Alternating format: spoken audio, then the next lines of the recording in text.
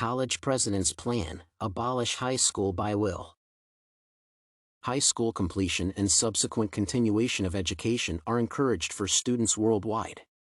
On the other hand, numerous students consider it pointless and uninspiring. They blame their mistakes on faculty members, school policies, and fellow students to take responsibility for their actions instead. It is almost always a sign that students are not being challenged enough if their coursework is not challenging. When I graduated from high school, students could enroll in college courses offered through our high school, which was an excellent opportunity for me to pursue further education. It allowed more advanced students to participate in the same activities as normal students while simultaneously challenging and educating themselves. It is unlikely that any of the current problems in the educational system would be resolved if high school were to be abolished. There are numerous ways to improve the educational system, however, we must focus on long-term results. The essay by Harley Tong describes high school as a waste of time and a constant struggle to remain interested in schoolwork, among other things. A central theme is the author's life experiences and how they influenced him to begin his college career 2 years earlier than most students would have otherwise done. While still in his early 20s and a high school student, the author expressed his dissatisfaction with other students' physical and verbal abuse, which was common in many high schools at the time. Having a social learning environment that is cognition-focused and where students are an integral part of the learning process is beneficial to students in higher education.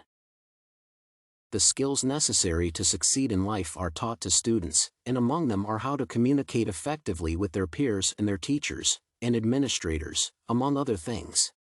When they graduate, the skills they have gained to be self-sufficient and prepare for the rest of their lives will be invaluable to them in their future lives. The technological advancements made by Tong were, in my opinion, far too advanced for the environment in which he was growing up. He was probably under the impression that the other students were immature and did not feel comfortable in their company, and he was correct about that.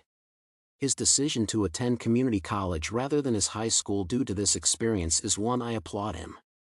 When faced with his circumstances, many students might consider dropping out of school, but this is not the best course of action in this situation. George F.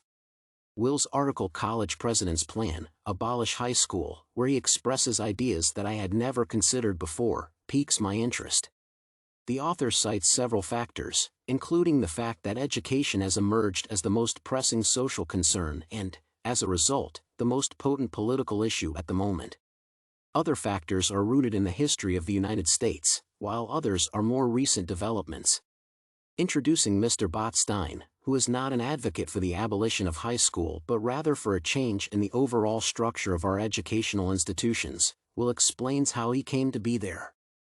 According to Botstein, high school was established for children between the ages of 15 and 18 at the time of its establishment and were still considered children. Those children of that generation were young adults when they were children. They were physiologically and psychologically more advanced than when they were children themselves when they were young adults. Over the last century, we have artificially extended childhood by a decade or more. We have also wholly separated young people from adults, destroying the child-adult continuum throughout history. It is a trend that will continue. The majority of the time, when adults observe young people misbehaving or underperforming, they respond by further infantilizing them, which often results in even more significant distress among our children. Some educational leaders in our country are far more trusting of our country's youth while also acknowledging the dangers of infantilization and social isolation that come with it.